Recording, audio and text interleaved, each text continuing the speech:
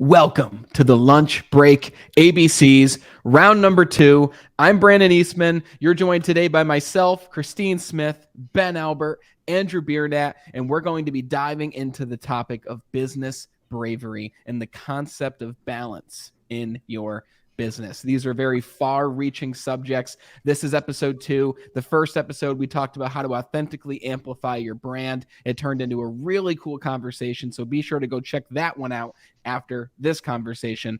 But we're back with you today to talk about bravery, and we're going to kick it off with bravery. Now, bravery in your business can mean many different things, and Christine recently had a thought, and she said, well, isn't courage very synonymous with the idea of bravery?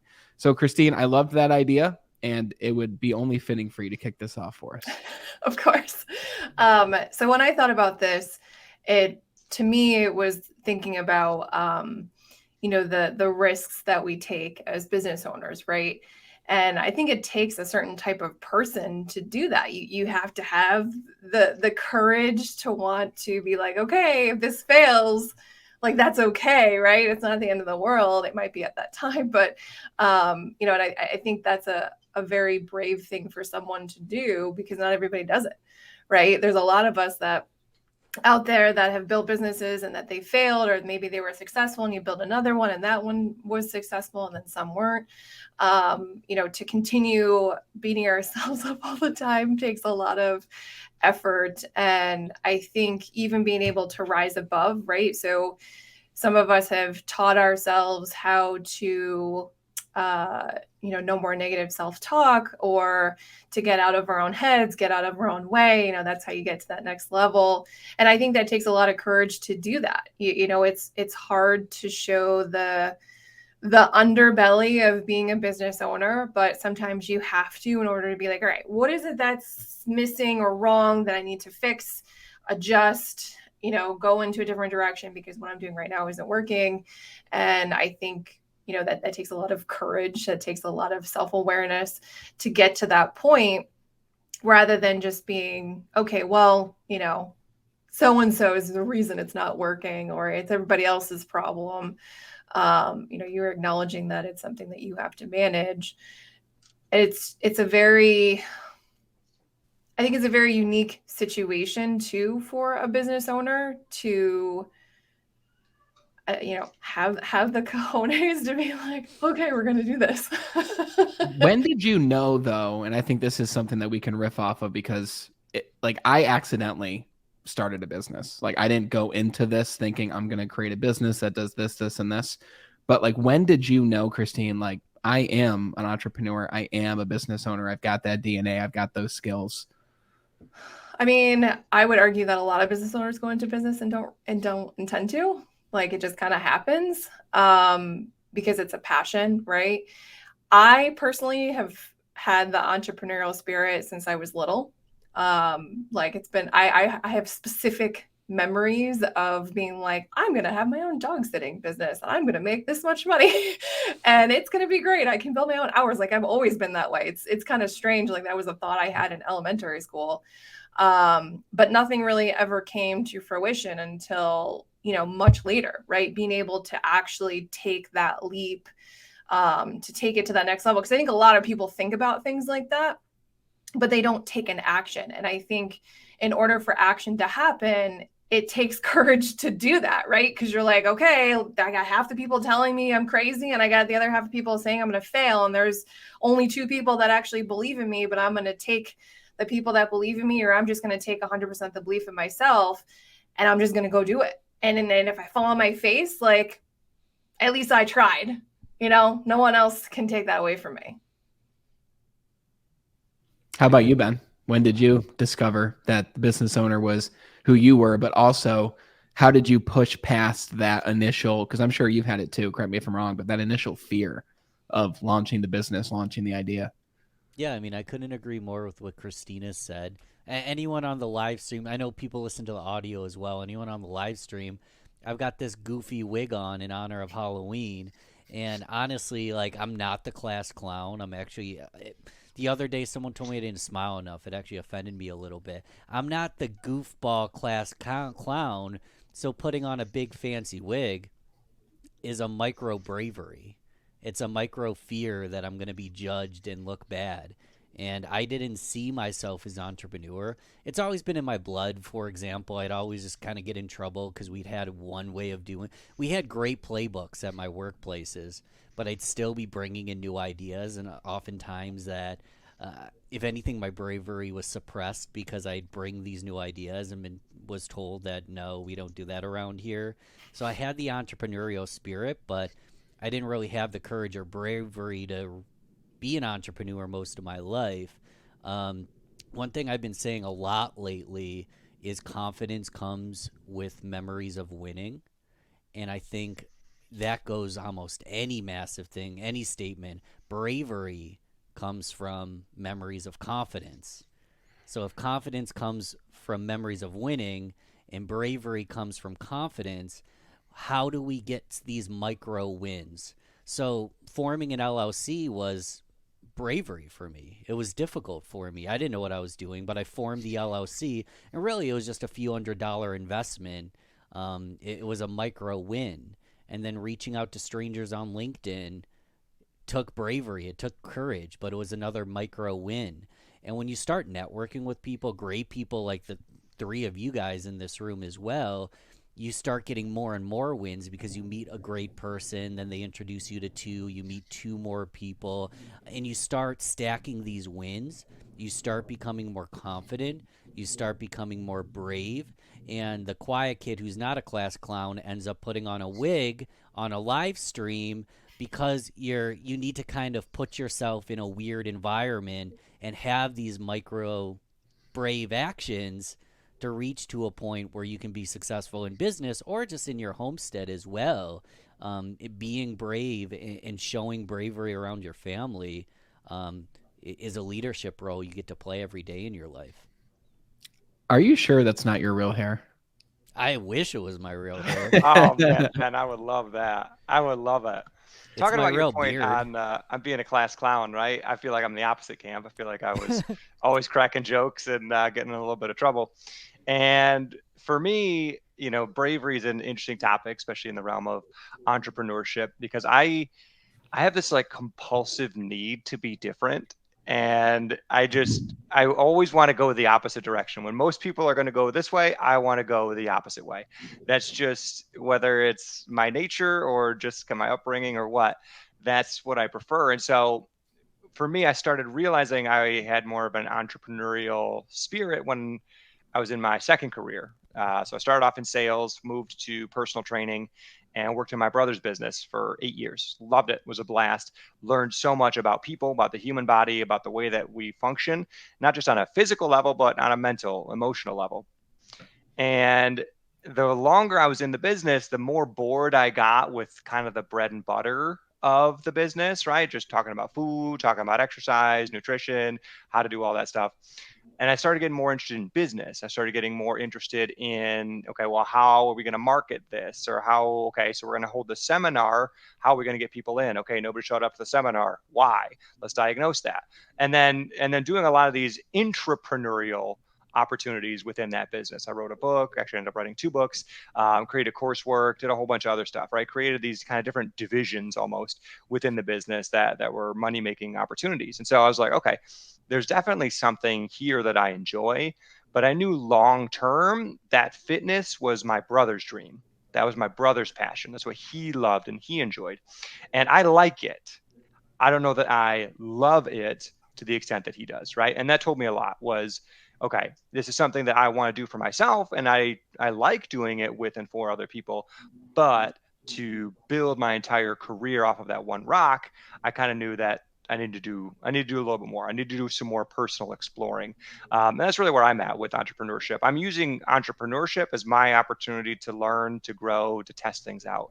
I started off trying to do some business type coaching and work with different businesses centered around productivity and habit change and that type of stuff. And I found that habit change was one that was really more interesting for me, and particularly working with groups of people was more exciting. I don't mind doing one-on-one stuff, but I come alive in a group setting, right? Where we're here, the four of us, like this has got me amped, this has got me fired up. So for me, entrepreneurship is exploration, and to tie that kind of back to bravery, you know, I think Ben kind of hit it on the head where those micro bravery moments are really what sets apart successful entrepreneurs from those that are unsuccessful. Is you do those micro brave things. You reach out to that one contact, and then you do it again, and you do it again, and you do it again, and then you string a bunch of those micro brave moments together, and then other people look at you and they say, "Wow, you are so brave." Yeah. Yeah. The bravery to explore new opportunities, just like you're doing from moving from the chamber to being an author coach with the self-publishing school. Just like Ben did when months ago he messaged me and said, "Hey, I'm working on this new package that I'm offering to people to get them exposure on shows." Just like Christine did when she started Hanger Coworks, on top of Ripple Effects, on top of everything else that she does, and on top of everything else that you guys all do. So what we're doing is constantly changing. And there's always that moment of when the change occurs where we must summon that bravery. And I love that quote that you said, Ben, of confidence comes from memories of winning. And it's very true. I mean, if you're feeling down, just think back to what are moments of my life where I did feel confident? What was I doing at that time? What was I doing with my body? What was I thinking about? How was I breathing, right? You can mimic that emotional state to bring it back whenever you need to. But like you, Andrew, I had that entrepreneurial spirit from a young age too. When I was walking around my development at the time, my neighborhood, with my book of Pokemon cards that I didn't want anymore. And I literally knocked. I had no fear because I was young. I knocked on every single door, door by door by door. And I probably knocked on about 40 doors that afternoon. And no one was interested except the very, very last door. And it was the person who owned most of the property in the development. So I probably should have knocked on their door first, looking back. But she was like, "Oh, this is so sweet of you to sell your Pokemon cards." She's like, "How much do you want for them?" And I was a little baller, apparently, because I remember saying, "I want $250 for these cards." And she was like, "Whoa, I didn't expect that much money. I thought you were going to say like $5." But there was like a Charizard in there, and there was a lot of other stuff too. Who knows if they would have been worth money. But she didn't buy them that day. And she said, "Well, I'm going to talk to my husband and see if this is something that he wants." And she's like probably in her 60s at this point. She probably doesn't even know what Pokemon is. So I went back every single day for a week and knocked on her door again. And she never told me no. So I kept going back. And eventually her husband was home. I still remember his name's Mr. Vittengill. And he was like, what's he selling, honey? And she's like, "He's selling Pokemon cards." And he came to the door and he gave me the $250 for the cards right there on the spot. And from that moment, I was like, wow, this was really cool. And it led me into sales, and it led me into 100% commission environments where I wasn't an entrepreneur essentially because I was working for a company, but it's really the same thing. Same right? thing. You have to feed yourself, right? Exactly. You got to go out and knock on doors over and over and over again before you get the sale. Yeah, exactly. So I started doing that. I rose up within that company. And then, like I mentioned before, the business kind of started on accident. I wanted to write a book. I wanted to get it in front of people. It started as an ebook. And then I was like, well, this is already really long for an ebook, so I'm going to make it into a book. But then came the point, like you said, Ben, it was time to sign the LLC and create a business. And I was like, wow, I never anticipated on going down this path here. But that's the path that I went, and it's changed constantly. And there's been so many points, especially when I first started creating content, where I was so afraid to hit post. I was so afraid to publish it because it was video. They'd be able to see me. I was doing this in the corporate world, but my friends, family, new clients in the future, like they had no idea who I was. So it was a moment of fear. And I remember pushing publish on that first piece of video content that I ever made in my living room with like all the family pictures behind us, a flip chart, and a really bad quality camera. And from there, it's led to this. So you really can't begin to grow, and you really can't begin to evolve until you take that first step. And if you're not quite sure if that first step is the right first step, you don't know if it's the right one until you take it, right? So you need to take it, and then you have the opportunity from there to constantly evolve at that point. Amen. Mic drop. Tiny little tangent. The being a commission only sales rep, being an intrapreneur, like an entrepreneur within a structure, I actually think that entrepreneurship's a little over glorified, and there's massive value in not having to be so brave that you're building something from scratch. If you can find a company that'll give you autonomy, a playbook, and a system where you can make ends meet without taking on all the risk. So micro bravery, maybe not quite as brave. I mean, we're talking bravery, but I still think it's pretty darn brave to be working on commission only. I think that working as an intrapreneur in a system is just as brave and just as difficult as being an entrepreneur. And I think entrepreneurship's almost a little over glorified. For a lot of people, it's really just finding even the bravery of just leaving the wrong company to a better company can be a good move. We're all entrepreneurs here, but if the listener's not an entrepreneur, I don't want them to think that they have to become one. There's so many different ways you can utilize bravery in your business life, whether it's an intrapreneur, whether it's asking for the job promotion, whether it's moving to a new one. So we're all entrepreneurs here. A lot of our listeners are, but you don't have to be to kick ass and be the bravest person you are. Yeah. Do you guys do anything specifically each day in order to help yourself summon that bravery, in order to step into it? Like when you do have that moment where you're about to make a big decision and you feel that fear, right? You feel that hesitation. What do you personally do to move past that and move through it? Well, I think at this point, for a lot of us, we do it a lot more, right? At first, it was a challenge to do it because you're like, oh, this is really hard. This is really uncomfortable. But now that we're used to doing it, I know for me, it's like, well, I just got to do it because being uncomfortable means I'm going to the next level, right? And it's like such a small blip of feeling now that I'm like, okay, what's the next thing?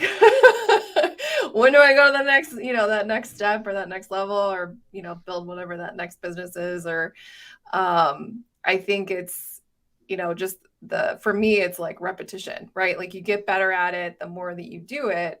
And all of these things, exhibiting small bits of bravery, like Ben was saying, I think goes back to the whole habit, right? Like Andrew kind of touched on earlier. It's a habit, right? Like you can't be more brave unless you start doing it, right? Like you just have to start and do some little thing. It could just be wearing a wig on a podcast to get you started. Make sure you're like, I wouldn't normally do this, but okay, we'll do it and see what happens. The world didn't collapse. Okay, great. Now you can try something else that might be a little bit more bold. And then you work your way up. And the next thing is you're writing a book or you're, launching a podcast or you're, launching a side business while you're still in the corporate world or still working for someone else. And you never know where it's going to take you at that point. For sure. For me, what really has come to the forefront for me was I started interviewing for the job that Brandon mentioned. I work now, soon we'll work at self-publishing school. And that job came up because of networking, which is fascinating. Had somebody on my show, and I like to help people out that are on my show. And so I was just trying to connect people with an open job opportunity. And I read about the job opportunity, and I'm like, oh, that sounds pretty cool. I'm actually going to apply for that. So, the interview process for me was the most challenging in the sense of the longest. There was 5 interviews that I went through. And I've never been so calm in an interview process. And so for me, you could say it was, business. I just went in confident. But for me, I came in with faith. For me, God's a big part of my life. And I believe that there's something bigger out there. And so for me, it was, I'm just going to trust that whatever happens is what needs to happen. If I'm going to get this job, then I'm going to perform well and I'm going to get this job. If I'm not meant to have this job, it's not going to come through. I'm going to goof on something or somebody else is going to perform better. And that's going to be that. And I won't get the job. And so going in with that level of faith and confidence allowed me to perform really well because I wasn't nervous. I could just be myself. I could just show up as is. I can answer hard questions without feeling like I was fumbling, trying to impress. Because I don't know, I didn't go in feeling like I needed to impress. I went in trying to be me. And if the me that I presented, if the me that came across was the right person for the job, then that's the person that they needed. And they claim there was 183 other applications, which I think is pretty wild. Wow. But I ended up being the top candidate, accepted the role, and here we are. But I think a lot of that came down to I trusted that whatever was going to happen was what was supposed to happen. That's a lot of Congrats. applicants. Yeah. Yeah, seriously. I mean, obviously you killed the interview, so Yeah. interviews. He probably wore that exact suit right there. Actually, I don't even know if I did. I think I wore collared shirts most of the time, but that's just my regular business attire. But soon my business attire is going to be like Ben. I'm going to be wearing t-shirts. Nice. There we go. Rock Hashtag and work roll. from home, baby. Yeah, when it comes to making those tough decisions, again, it's a muscle that you just get better at over time. But Ben, you recently posted on your Facebook. You've been doing this every day, which is super cool. What is this daily thing you're doing? What are you calling it? It's like, what is it? You tell me. 30 Days of Floss. Mm. I came up with it myself, but I just read Pink Goldfish. I'm going to butcher the second author, but the first author is Stan Phelps. Stan's going to be on my podcast, so I'm reading a book he co-authored called Pink Goldfish. And I'm not going to go through all of Pink Goldfish. It was an incredible book, but they go through an acronym, FLOSSOM. And the acronym means something, but it's FLOSSOM, and it's all about how our flaws what make us awesome. It's what make us different. It's what makes us differentiate ourselves. And a lot of my flaws are, in a weird way, humble bragging because I'm a little afraid. I don't have the bravery to talk about the real bad flaws. I don't know if anyone wants to hear it or not. But I'm doing 30 Days of Flaws to kind of work that bravery muscle and post a flaw a day, whether it's struggling with public speaking, whether it's imposter syndrome, whether it's over preparing. Well, these are flaws I have that you kind of find that a lot of people have similar flaws as you. So yeah, it's hashtag 30 Days of Flaws, and I'm already losing enjoyment in it, but that's part of the fun part. Yeah. I committed to 30 days, so I'm going to do all 30 days, and the flaws are going to get worse and worse as we go. Because... Oh, that's exciting then. Oh boy. Can't wait for day 30. So, but Pink Goldfish was a great book, and it's all about, it's more for the marketer, but it's really about how you can take your flaws, like you're cheap, flaunt it. You're expensive, flaunt it. I'll do a random example. Planet Fitness is not for people that are fit, like fit, CrossFit fit, smashing weights. It's for people that want to be accepted, but they're flaunting the fact that being fit is actually like a negative thing. I know that's kind of a trigger warning thing, but if you're ripped, and part of slamming a weight is the fact you did one extra rep and then you have to drop it. If you're slamming weights, they'll ask you to leave, and that's part of their marketing because they don't want to be the CrossFit. And CrossFit doesn't want to be the Planet Fitness. So why pretend to be something you're not? Actually flaunt it, because that's what makes you flawsome. Wow. Well said. Yeah, 100%. I brought it up because you posted the other day that one of the flaws of yours is skepticism. And you said, I'm one of the most skeptical people I know. And I related to that. And I read recently from someone that as a business owner, being skeptical is the least thing that you want to be. And I was like, ooh, that's not a good thing. And it was someone I looked up to, and I was like, I'm very skeptical. But I am probably skeptical to a fault at times where, there is a good opportunity, but because it's really sketchy seeming, or it doesn't fit the boxes, or maybe I don't believe in myself fully, I don't take the person up on it. Like I got an email the other day of a speaking opportunity, which I'm going to be talking to you and Brian about, Christine, because I think it fits into what we're doing very well. But it's a speaking opportunity, and it didn't seem real. But then I got another email from the person. They requested me on LinkedIn, and then they called me and left a voicemail. And I did all the research, and they're a legit company for continuing education credits.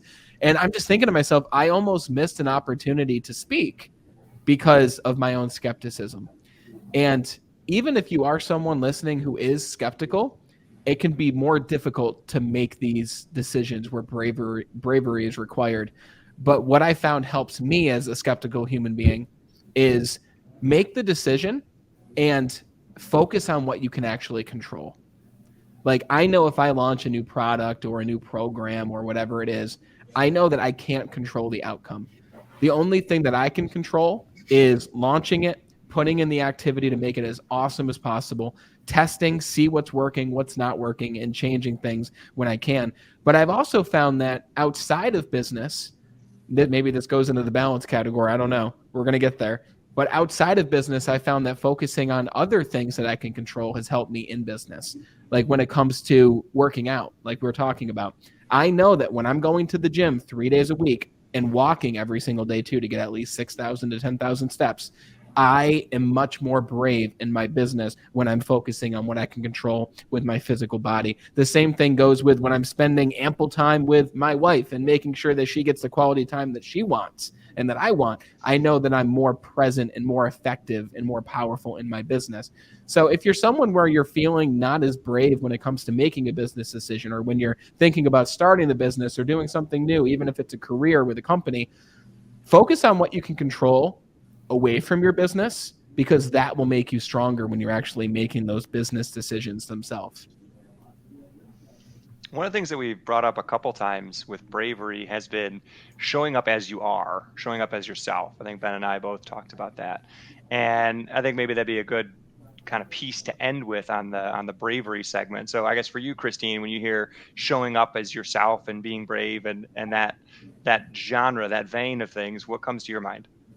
Being unapologetic about what it is you're doing.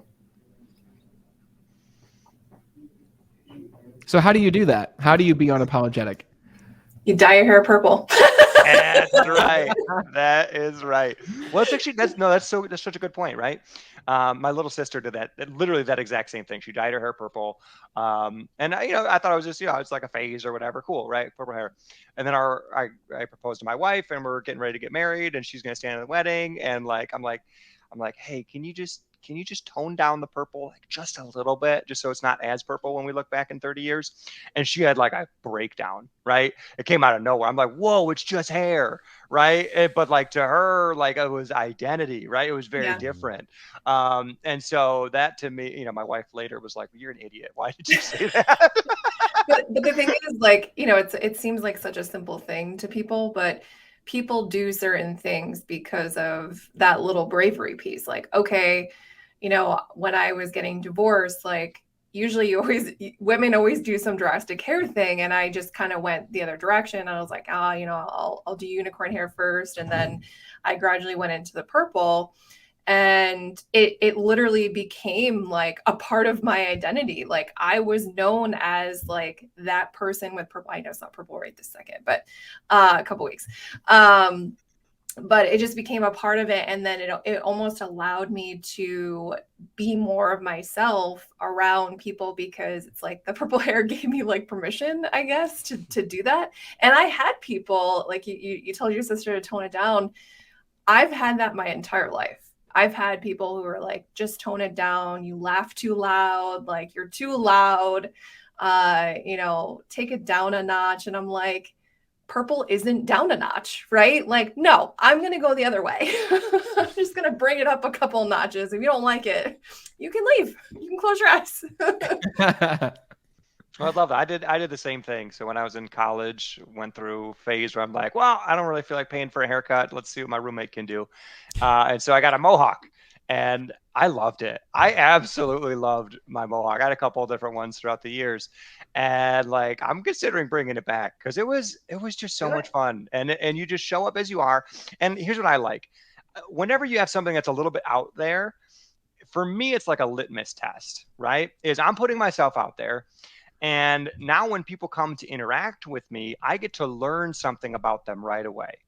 Are they going to comment on my hair? Are they going to say something rude? Are they insensitive? Or are they going to say something complimentary? Or are they not even going to notice? Do they just not even care? And for me personally, I love the people that just don't even care. They just don't even notice, and they just interact with you like regular. So for me, I almost like it, because it's, when you're being brave in that sense and you're stepping out, it allows you to learn a lot about the people that are around you, for good and for worse. Can we start using the mohawk version of you for the thumbnail for these shows? We might need to. I want to see it. I need to see it. I'll see if I can post a picture about it. We're due for a LinkedIn. That'd be a great post too. Yeah, that'd be a great post about the bravery going into it and what you just said. Like, how do people react when they see this? What kind of person are they? Like, what will they say? You can definitely tell a lot about a person based on what they say about the decisions and choices that you make. I remember I was recently with you, Christine, And if this person's watching, I apologize. I still appreciate you and respect you. It was just an interesting comment. But speaking on balance, okay, I still work inside of a sales company. I've been with that sales company for over a decade now. I have a book of business that I've built up, and I work with that company 4 days a week, right? While building my business, while doing the podcast, while working with other clients, with Team Elevate and everything else that we do. And someone heard that I'm still working inside of a company, and they said, "Oh, so your business isn't successful yet." Or they said, "You're not busy enough yet." Right. This took me off guard. Christine, you probably saw me get taken off guard with this because I did not expect it. It was late too, so I was just tired. But I was like, wow. And it really made me critically look at myself like, am I doing something wrong? Right. And I know there's a lot of other people out there who are listening right now who are either with a job and they want to start their business, or they're working a job while running their business, and they're thinking to themselves, Am I not successful yet because I'm still working a job while building my business? And the answer is that is not the case whatsoever. That's other people's opinion of you. They don't see everything else that's happening. They don't see why you're working that job. Maybe you're working that job because it has complementary skills that are helping you in your business, right? Like my job of sales is making me a better salesperson so I can go and teach salespeople as someone who is still doing this and is in the world of sales, not just somebody who did this at one point and now is showing you how to do it based on my track record 10 years ago. So if you're working a job and building a business, it's not easy, but it might be necessary for you at this time to bring in that income that you know you're going to get while building the business. It allows you to do the advertisements. It allows you to get the brand and the marketing, and maybe it allows you to hire your first person. But I think we're all in a different position. But I know, like as an example, Christine, you've got so many different things that you do. And I think that we could talk about balance itself for like 14 hours, especially with the four of us. So with everything that all of you guys do, I want to hear, like, how do you balance everything that you do? Because several of you are parents, right?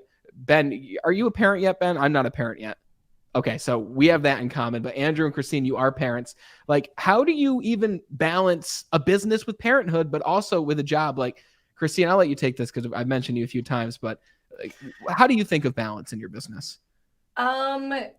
So, I mean, I guess to piggyback on what that person said to you, I probably would have been shocked as well. I don't remember actually hearing that person say that to you, but there's no wrong way to own a business, right? And I think there's a very old school mentality of, well, if you own a business, you can only have one, and you should only be just focusing on that, right? And I've never been that type of person. Like, I always want more. And I'm like, how does this feed into this and feed into that? And how do I make money in every way possible? Right. I think, figuring out the balance kind of comes with time. Like, there's some days that I'm like, what am I doing with my life? And there's some days I'm like, I got it all figured out, right? That's Monday to Friday every week. And then you throw a kid in, a spouse in, I have an investment property and dealing with tenants and just managing my own house. And it's different for me than it would be for Andrew as well. Just like, I'm a chick and you guys aren't. So like, there's that difference. How people see me and how people interact with me is very different. Like, I've definitely had people who have looked at me like, oh, you're the working mom, so you must not spend a lot of time with your kid. And that hurts when people say stuff like that, right? It's like, no, that's not the case at all. Like, my daughter was here when we were building Hanger. She was here putting things together with my partners, right? Like, I wanted her to see and interact and be a part of that process. And even like anytime I've had calls at home, and if she happens to, she's in school now, so I don't see her as much, but she's in school, right? Like, I get to do a lot more during the day because she's not there. And the times that she was, well, I guess she's on a call, right? And it's a good litmus test to see if somebody has a problem with it. I'm like, all right, well, she's part of my life. Like, she's not going away. So, she's going to be incorporated into how I do business. She's here all the time. whether I'm doing stuff for Flight Creative that day or Ripple or Hanger or, Team Elevate. Sometimes she's on her calls or, she's doing her little thing and I'm meeting with a client because that's just how it has to be that day. I don't think there's a wrong way to do anything. And balance for me is, it's just like this constant ride, right? Like it's not, oh, hey, I'm spending time equally in all these areas. That's not what balance is. It's being able to kind of spend the time that you can, because not everything needs the same amount of time. Like I would rather put more time into my family than my business, but it depends on the week, right? Like sometimes my family doesn't need me that week, right? My kid's in school. She doesn't need me as much during the day. Okay, great. So I can focus on some of these other things. And like you, Brandon, I have other jobs too. Like I have other means of income, and it's not because like, oh, I need it. It's, well, I want it. Mm-hmm. I like where it has taken me, and I like that it gives me the ability to do other things, take more risk or buy another investment property or invest in another business. I have that opportunity because of the fact that I have these other opportunities that are constantly feeding my business, my personal life. And they all feed into each other. I've built businesses that they operate in such a way that there's a lot of overlap. So I'm not a dentist over here and then I'm running a bowling alley. Like I feel like those are very, different things, and it would be very hard to kind of manage. But literally having like the co-working space, everything is managed under one roof. A lot of things overlap. We do events and things like that. And I think that's really helpful. And for anyone out there who has multiple businesses, I think the smartest thing to do is to have some overlap, right? You're building this next business because, for whatever reason, but like other success can help build more success over time. Yeah, I love this. All the success in these different categories. You're on the same mission. You have the same vision. They all work in unison with each other. I know personally, I don't even know if I like the word balance. I know it's necessary to stand up on a balance beam, but I don't know how to figure out if I'm balanced or not. What I care more about is integration, integrating different things in my life. Brandon, you're a great example with what you just shared. I already said this before. I think entrepreneurship's over glorified. And the concept that you need to throw out everything, go all in on a business, like you were just saying, Christine, there's narrative that you have to go in all in on one idea, have that be your one source of income. And if it's not, you're failing or you haven't made it yet. No, living an integrated life is working on you already have a book of business with a great skill set, and you're getting better at what you're doing every single day, and it makes you better at what you're doing in your entrepreneurial endeavor. That's called integration.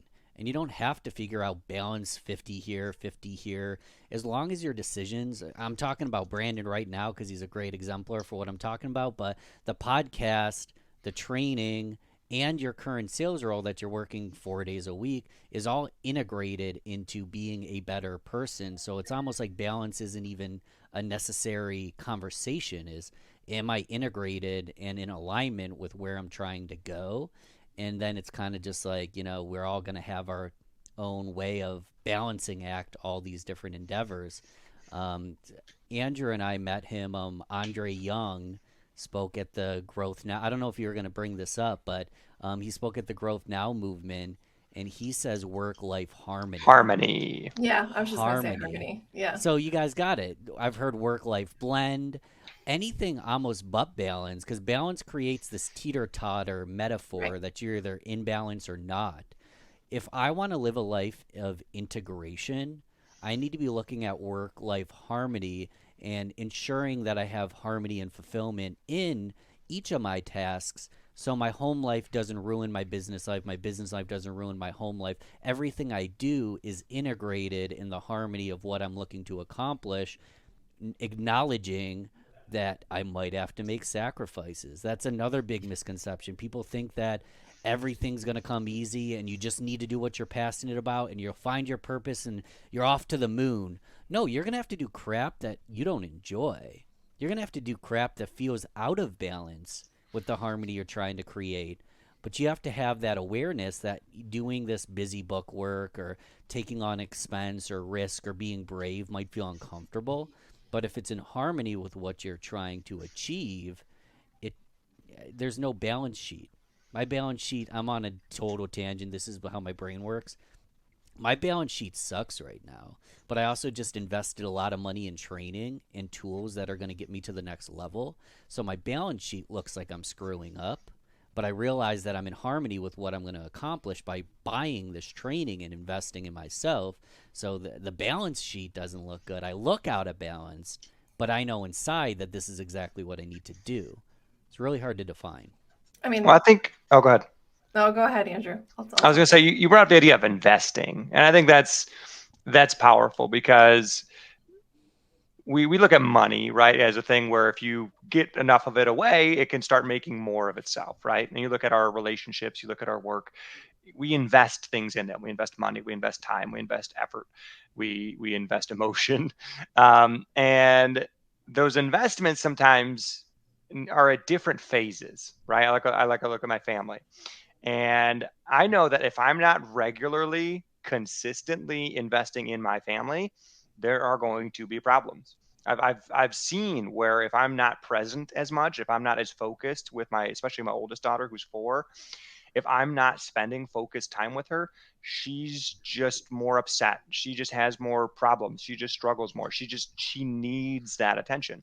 And so if I'm not regularly investing in her, investing that time, then there is a price to pay, right? There is a cost down the road.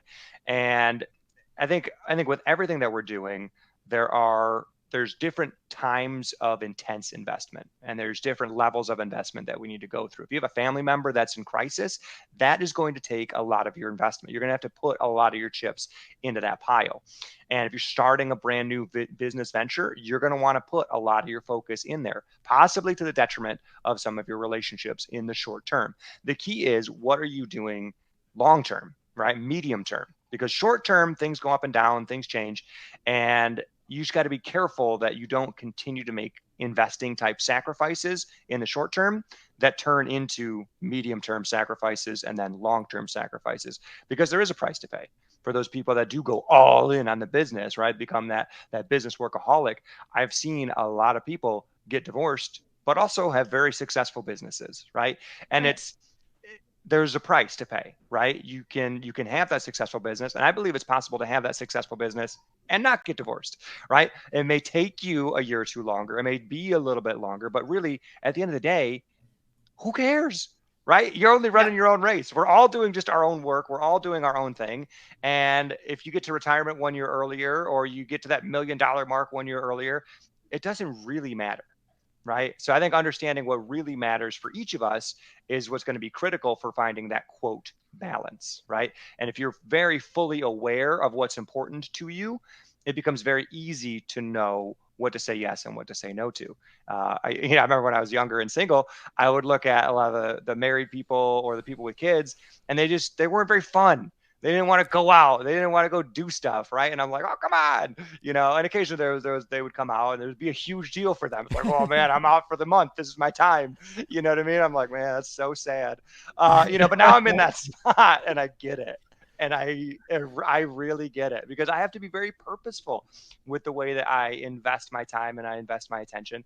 And having a boys' night or something, like, I'm trying to plan like next year's fantasy football draft to make sure that like we're all going to be lined up so that we can do it, right? Because we want to do like a little weekend event, right?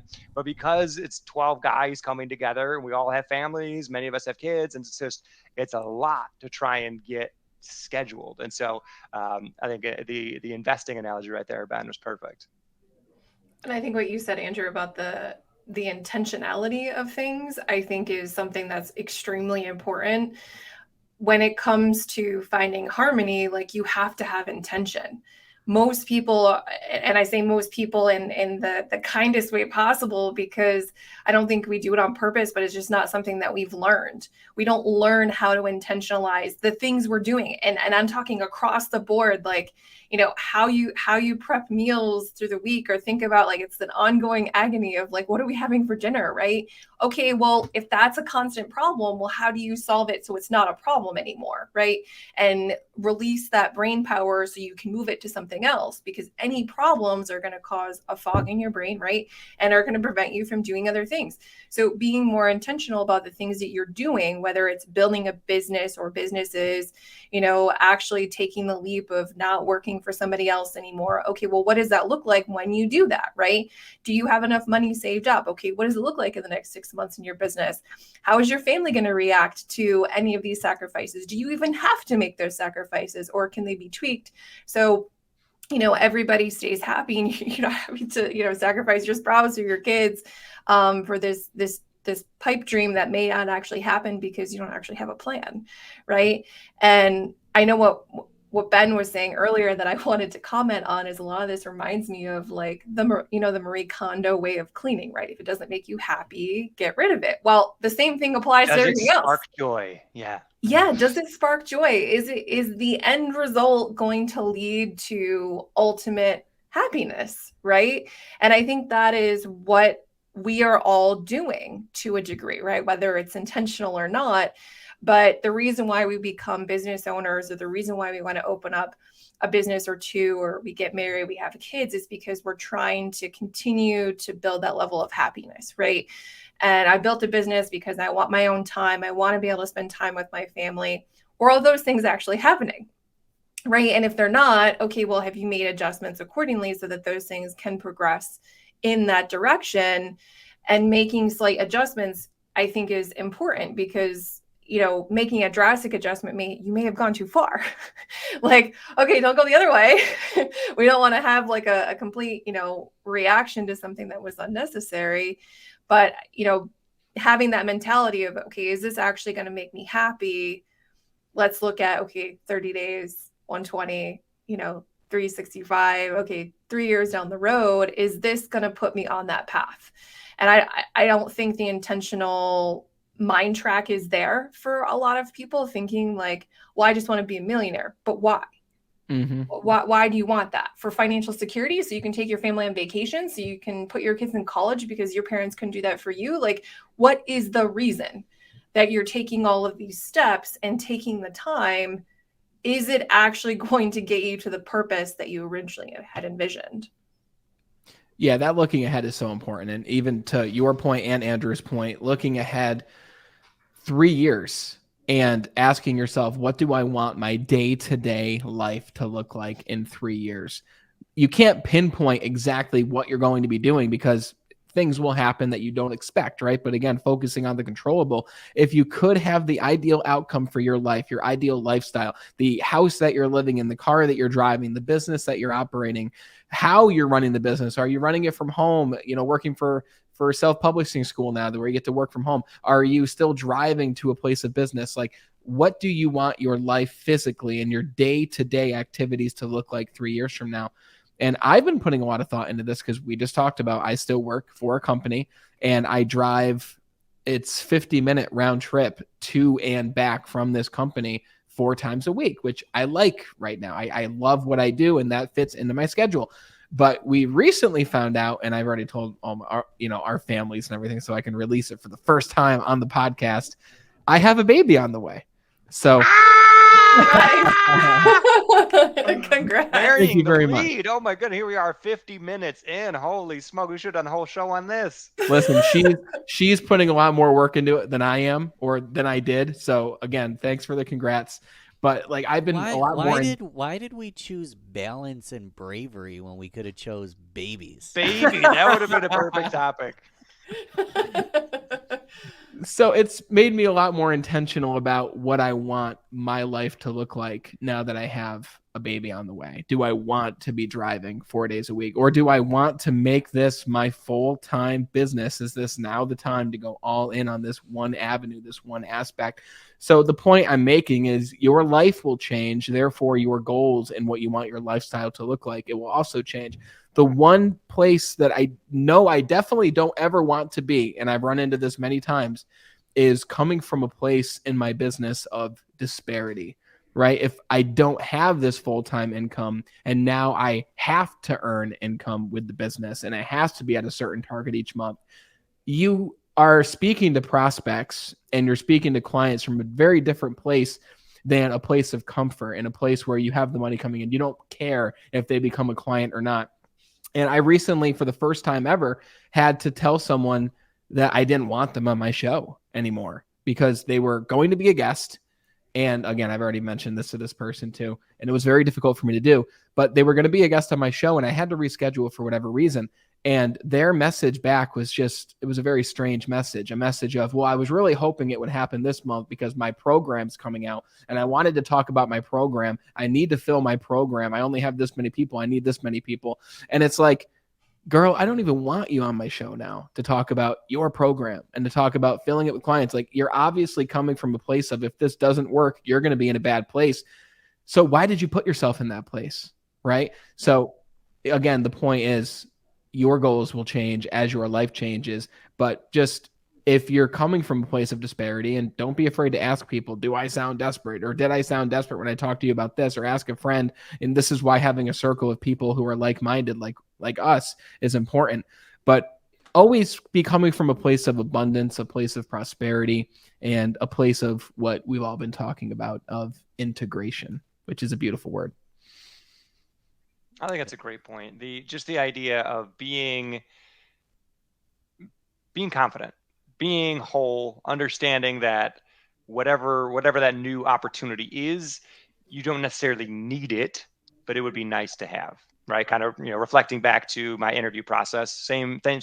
I have a job, plus I have my side work that I do, and so I'm happy, not necessarily fully happy, right? There's more that I would like, but at the same time, if the role didn't work out, it didn't work out. And when you do make that all in leap, it's important. Desperation does a couple things, right? It can motivate you, right? Certain people need to be desperate in order to get things figured out. But at the same time, especially in sales, I don't think it's a powerful place to come from, right? A lot of times the people that can do the best in sales, that have the best negotiating opportunity, that have the best possibility, are the ones that are willing to walk away from the deal. If you're willing to walk away from the deal, you control the deal. You have power. Because the other party, if you've done a good job in selling, or they've done a good job in selling you, at the end of the day, whoever's willing to walk away is going to be able to kind of control the dynamic of that relationship. And not to get into weird power type stuff, but at the end of the day, if you want to feel empowered, it's important to have some power, right? And if you're coming from a place where you have no money, where this sale is your ticket to paying your rent this month, that's going to put you in a very different mindset than if your rent's already covered and this is just a little gravy on top. That's a great point, Andrew, because if you're brave enough to ask for the deal, but brave enough to walk away if it's not a good fit as well, and balanced enough that this one interaction, this one moment in time, what's the worst that can happen? The worst that can happen is you're exactly where you were before the conversation. So if you're not balanced, then it's going to feel like it's a burn, but it's really not. You didn't lose anything by walking away from a bad situation. So it sounds like if you're brave and you're balanced, you're going to kick butt in life. Boom. Love that.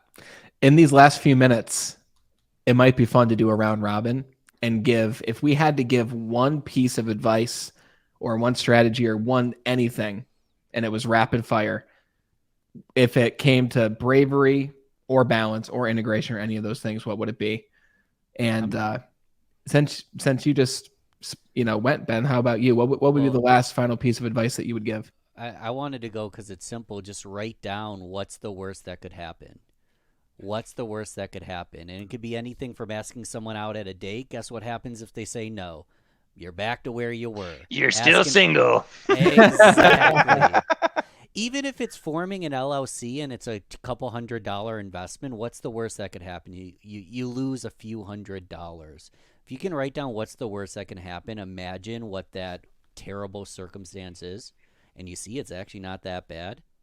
Go ahead and do it, because the worst that could happen, you've already defined it, and it's not that bad. So what's the worst that could happen?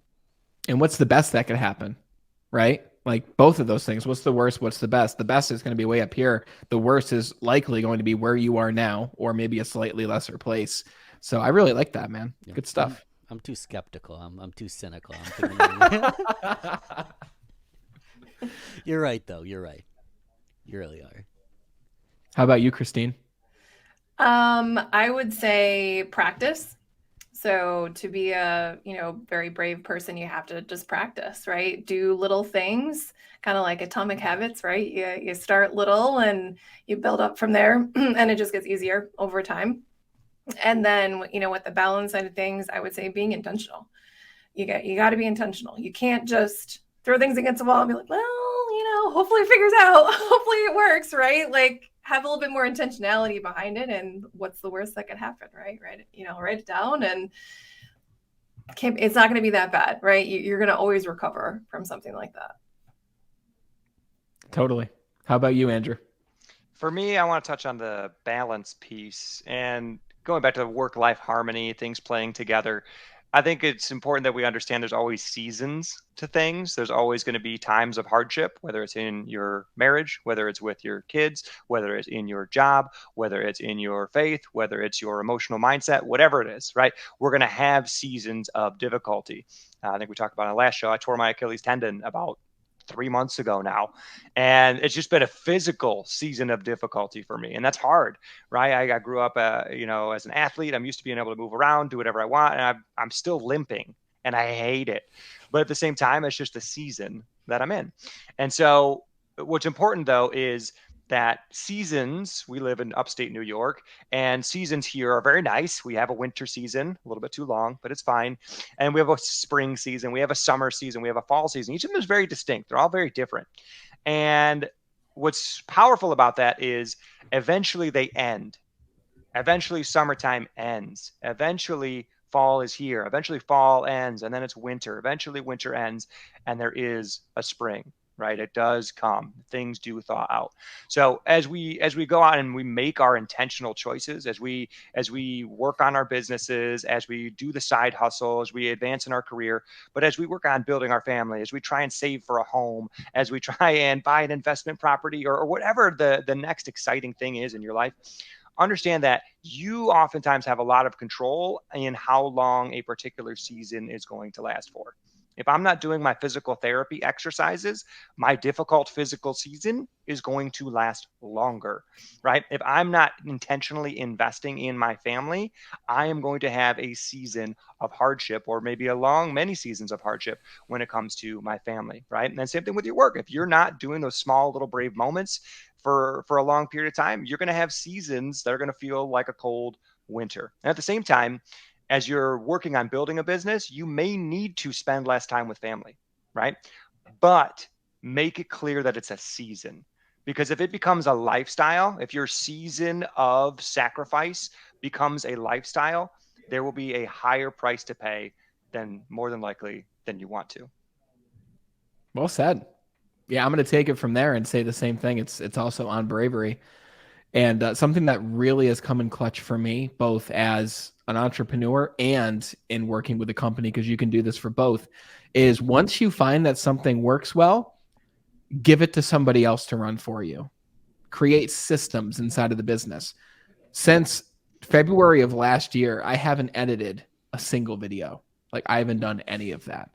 And I haven't added the subtitles to it, anything like that. I haven't done most of the posting also, okay? Like, I create the content parts, I do the writing, but the posting, the editing, and that video creation is all being done by my main man, Errol, who does all my video stuff. And he's a legend. He lives in the Philippines, and I pay him well for over there, but it's not as much of an investment for me here because obviously the currency exchange is very, very different. So find someone who can help you do the things that either you don't like doing or that you're not good at doing, so that you can focus on the things that truly bring you joy. Like, rather than edit videos, now I can spend time with my wife, with my future child, with doing these types of things with you guys, right? Why would I want to edit videos if that's not my strong suit, if that's not my superpower? So give away what you're not great at doing. But when I was working in a company, like, I was in charge of creating the trainings for Verizon Wireless of all upstate New York. And I had the best PowerPoints in the world. The best, the greatest PowerPoint you've ever seen. They were incredible. I feel like Trump when I just said that. They were the best PowerPoints ever, the greatest PowerPoints. They're the greatest. They're the greatest. They're the greatest.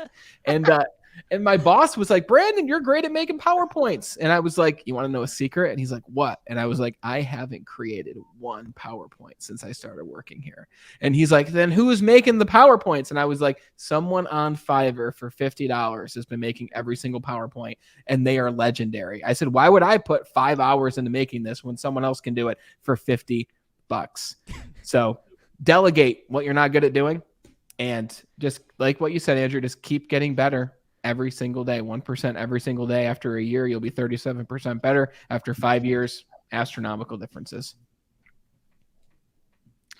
So I think that was a really solid discussion, guys, on bravery, on balance, what it means, how it relates to each of us. Any final thoughts before we wrap this thing up? I just want to close with this thought, at least from me. Ben, thank you so much for wearing that wig. It's growing on me, so literally. I love it.